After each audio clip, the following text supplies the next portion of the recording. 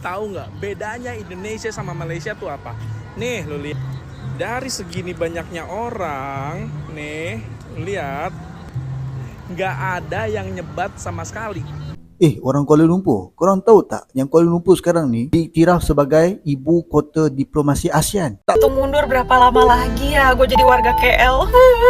Guys, ini gokil parah. Kalian tahu nggak? Sekarang Malaysia bakal ada satu lagi syarikat penerbangan dari US, yaitu SN Airways Malaysia. So kalau dibilang hari-hari ini pemerintah kok terasa makin ngaco, kok kayaknya duitnya nggak ada, kering. Ya buat bayar bunga utang. Terus siapa yang utang? Pikir. Itu hari Benik mencemooh Malaysia. Katanya Malaysia menjadi budak Amerika. Nah sekarang geng, Benik sakit kepala sampai botak. Kenapa demikian? Iya, karena dia menyiarkan bahwasannya Indonesia memiliki bunga hutang yang sangat besar, geng. Itu buat pecah kepala kalau dikira, kalau dihitung 500 triliun, bayangkan.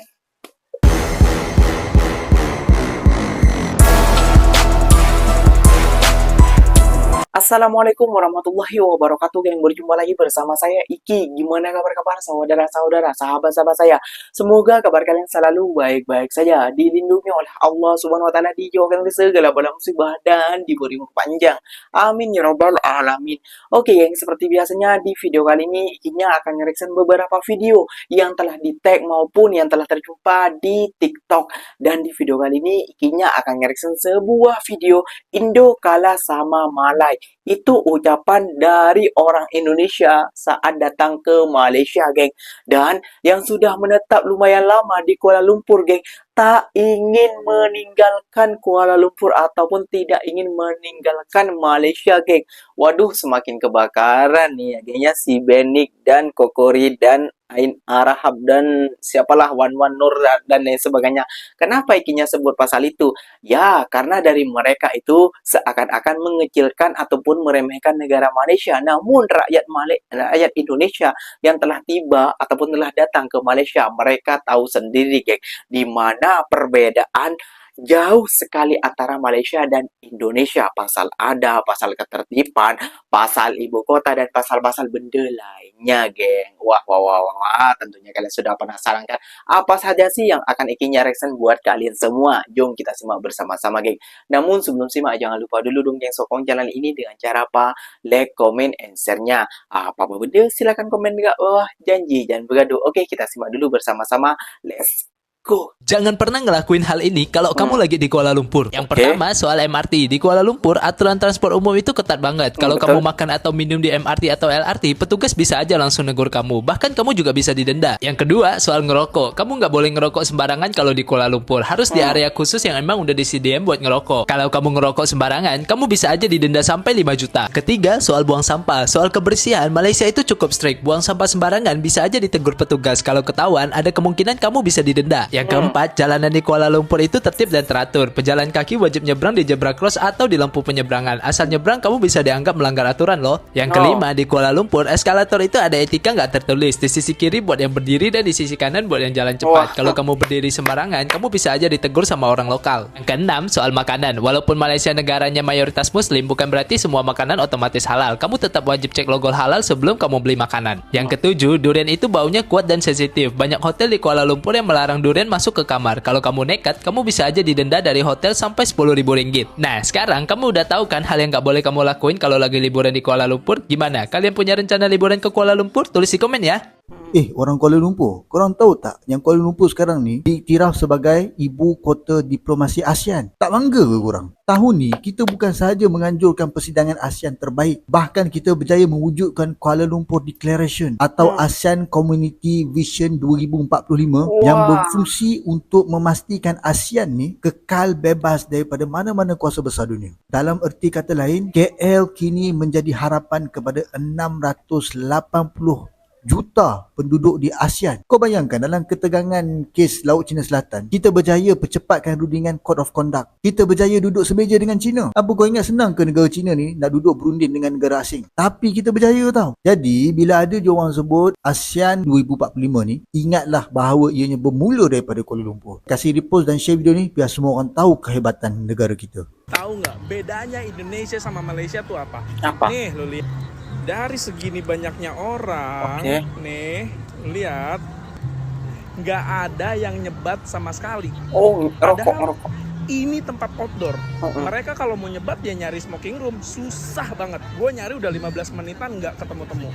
Menurut lu kenapa Indonesia nggak bisa nerapin budaya sesimpel ini?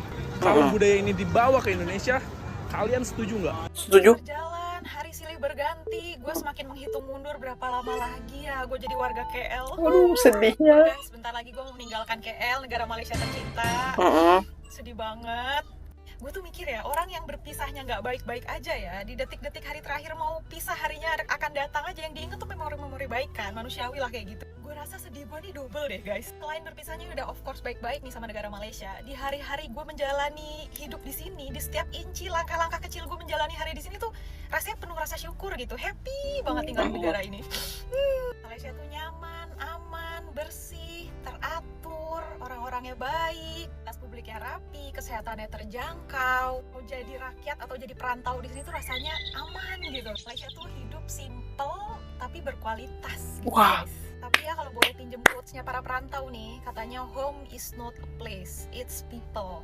Jadi alhamdulillah kita masih bisa bareng-bareng juga pindah ke benua yang lain walaupun sedih. So thank you Malaysia, starting today and forever, you will always be our second home. Wah. Bismillahirrohmanirrohim, semoga dimanapun juga bisa betah, tetap happy, dan tetap berdoa supaya bisa balik lagi tinggal di Malaysia. Ada yang bisa tebak nggak gue sekeluarga mau pindah kemana? Wah, banyak hal-hal yang harus kita belajar kepada negara Malaysia, geng. Pantas saja orang tadi bilang Indonesia kalah telak dengan negara Malaysia. Bukan pasal sepak bolanya, bukan pasal bulu tangkisnya, bukan pasal makanannya, bukan pasal budayanya, bukan, geng. Namun tentang adab biadabnya, adab ketertiban warga Malaysianya. Lihat, sampai kakaknya tadi sedih yang meninggalkan Kuala Lumpur, Malaysia. Ya, siapa sih yang nggak sedih kalau sudah nyaman tinggal di sana, kayak gitu ya, geng ya. Tutur bahasanya, sopannya, antriannya, dan larangan-larangannya yang masuk akal kayak gitu ya, geng ya. Yang nggak ada di Indonesia kayak itu. Mereka akan sedih yang meninggalkan yang kotanya ya dibilang tersusun rapi, dan orangnya juga tersusun rapi, attitude-nya, akhlaknya ataupun adabnya kayak gitu ya, geng ya. Kalau kata orang Malaysia jangan kayak gini, jangan melakukan hal seperti ini kayak gitu ya, geng ya. Jadi orang-orang yang mencemooh negara Malaysia itu harusnya tahu diri ataupun malu sendiri kayak gitu ya, geng ya. Karena banyak ramai orang-orang Indonesia yang bilang bahwasannya kita masih kalah dengan negara Malaysia. Itu fakta, malah diperencengkan. Masa kita mau anu-anu terus, tidak terima. Namun faktanya bicara seperti itu kayak gitu ya, gengnya. Jadi terima aja fakta apa yang diungkapkan para orang-orang Indonesia yang setelah menginjakkan kakinya di Malaysia, dan setelah dia mau pergi dari Malaysia dia sedih kayak gitu ya, gengnya. Apakah akan kepindahanku akan di kota lain apakah sama seperti di Malaysia? Ya, belum tentu juga. Oke, yang ikinya akan mereksen ya, geng ya. Ini Malaysia lagi nih, geng, yang buat Benny akan kebakaran jenggot. Kenapa demikian? Ya, Benny pernah membilang bahwasannya itu hari banyak investor masuk yang ke Indonesia. Namun setelah masuk ke Indonesia malah diusir. Nah, sekarang ternyata Malaysia lagi yang kebanjiran investor-investor. Karena apa? Karena yang kita akan reaction berikut ini, geng. Tahukah kamu, Malaysia punya beberapa maskapai yang jadi andalan penumpang. Di urutan ketiga ada Batik Air Malaysia. Maskapai ini dikenal dengan kabin yang lebih lega, hiburan di pesawat, dan kenyamanan untuk penerbangan regional. Masuk ke urutan kedua, AirAsia. Sebagai maskapai low cost terbesar di Asia Tenggara, AirAsia unggul dalam harga terjangkau dan jaringan rute yang sangat luas. Dan di posisi pertama, Malaysia Airlines. Sebagai maskapai nasional, Malaysia Airlines menawarkan layanan full service, kenyamanan kabin, serta standar keselamatan yang tinggi. Kalau kamu terbang dari atau ke Malaysia, maskapai mana yang jadi pilihanmu? Guys, ini gokil parah. Kalian tahu nggak? Sekarang Malaysia bakal ada satu lagi syarikat penerbangan dari US, yaitu SN Airways Malaysia, yang baru saja dibuka pada tahun lepas. Kalau saya salah, tolong korang betulkan dekat ruangan komen. So, SN Airways ni adalah anak syarikat dari SN Airways yang bertapak di US. Jadi di Malaysia, SN Airways ni adalah syarikat penerbangan baru. Kabarnya, SN Airways ni baru saja dapat AOC dan ASP. So, secara tidak langsung, syarikat ini layak beroperasi secara rasmi. Untuk permulaan, SN Airways ni beroperasi penerbangan kargo sahaja. So, tahun depan 2026, syarikat penerbangan ini akan beroperasi secara rasmi dalam operasi penerbangan awam. Apa maksudnya? So, satu, confirm lah dekat Malaysia bakal banyak peluang pekerjaan yang dibuka dalam aviation ni. Kedua, banyak jawatan profesional bakal dibuka dalam syarikat penerbangan ini. So, orang-orang yang kelulusan atau sedang mengambil pendidikan dalam aviation, korang ada peluang lah. Sebab syarikat penerbangan ni bakal membuka banyak peluang pekerjaan untuk rakyat Malaysia. Yang ketiga, confirm lepas ni, industri airways Malaysia bakal berkembang pesat. Jadi, anak muda yang sukakan pendidikan dalam aviation ni, korang boleh sambung belajar dan ambil jurusan dalam aviation airways ni. Dan untuk pengetahuan korang juga, SN Airways ni cuma dibuka di US dan sekarang baru beroperasi di Malaysia. Agak-agak kenapa dia pilih Malaysia untuk buka cawangan baru mereka So kalau dibilang hari-hari ini pemerintah kok terasa makin ngaco, kok kayaknya duitnya nggak ada, kering. Ya buat bayar bunga utang. Terus siapa yang utang? Pikir lu, siapa yang utang? Siapa yang utang 550 triliun? Kan baru naik jadi presiden. Coba lu pikir, siapa yang utang? Siapa yang utang? Nanti siapa yang utang? Lu hati-hati nih operasi penggembosan nih terhadap pemerintah kita. Kenapa negara berhemat? Karena penerimaan negara kecil. Cuma 830 triliun. Lu tahu utang yang kita harus bayar di tahun 2025 bunganya doang 552 triliun. Bunganya doang, sekali lagi gue bilang. Itu berapa? Itu 66% dari pendapatan negara dari pajak. Lu bayangin, negara ngumpulin pajak sampai bulan Juni 2025 cuma dapat 830 triliun. Udah hilang nih 552 triliun sampai akhir tahun bunga yang harus dia bayar, bukan pokok hutangnya. Itu hari Benik mencemooh Malaysia. Katanya Malaysia menjadi budak Amerika. Nah, sekarang geng, Benik sakit kepala sampai botak.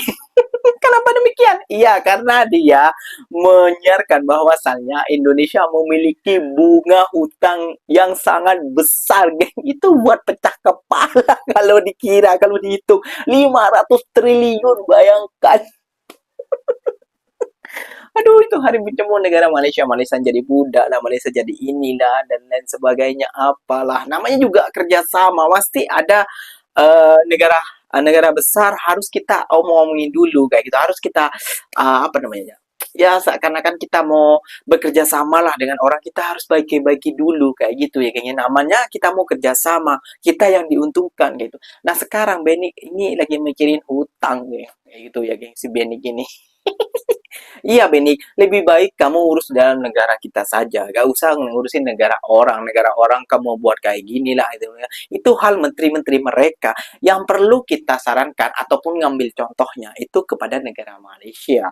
Kayak gitu loh. Negara Malaysia yang kamu bilang negara apa budaknya Amerika ataupun pengkhianat negara ataupun lain sebagainya lah, yang kamu yang gelontarkan statement-statement seperti itu. Namun lihat sekarang ringgit makin oke, makin kokoh ya kan, gak ada, jangan ngomong lain.